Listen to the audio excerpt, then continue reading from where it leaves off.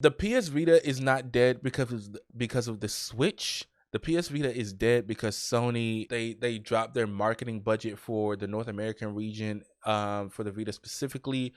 About 3 or 4 years into the lifespan of the Vita, it lasted way longer in Japan than it did in the United States. There were hardly any first-person titles. Sony wasn't investing in putting games out on the Vita, and there wasn't really an incentive from Sony to put third-party titles onto the Vita. So third-party developers weren't developing games for the Vita, for the PS Vita hardware. The only people who were really putting games on the Vita were like indie developers, and they were really, they were putting their games everywhere. It's just more hardware, it's more platforms that you can sell to. But a lot of the AAA developers didn't want to spend the extra resources that it took to get it on the system. In North America and in Europe, the marketing for the Vita after like after the first 2 years, so a little bit into the PS4's life cycle, about a year into the PS4's life cycle, if I recall correctly, they just stopped marketing the Vita as a hardware platform. They stopped promoting,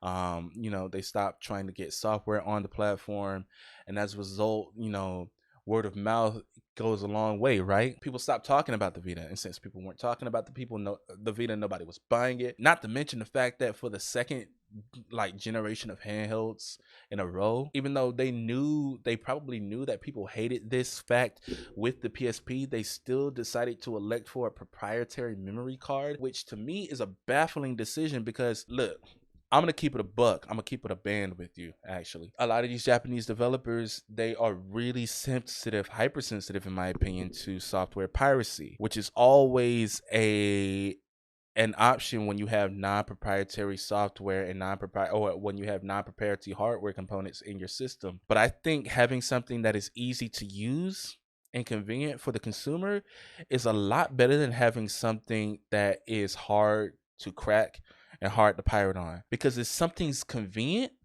people aren't going to pirate on it. That's the big thing about Netflix. Before Netflix went to shit, people were willing to pay for Netflix just to have all the movies in one platform and not have to worry about it. Everything was there, and it was a set price that you could pay that, okay, I'll have all these movies if I just pay $7.99 a month. Now there's not really a compelling reason to pay for Netflix. It's the same thing with this hardware. And yeah, the PS Vita did end up getting modded, just like the Switch ended up getting modded. But what's the difference between the PS Vita and the Switch in 2023? Other than the fact that the PS Vita is like years older than the Switch at this point.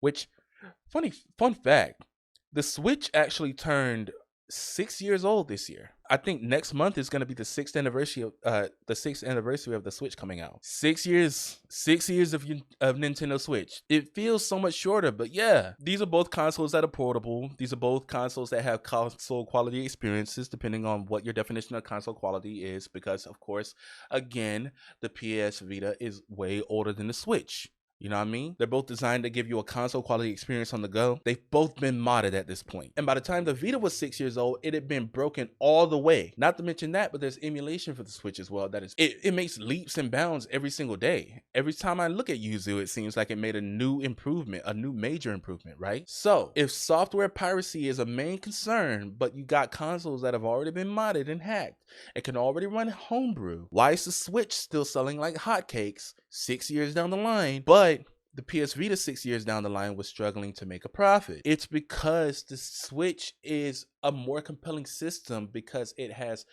better first-person titles and more of them. You buy a Nintendo Switch, you guarantee are able to play these games, and I'm going to list them all.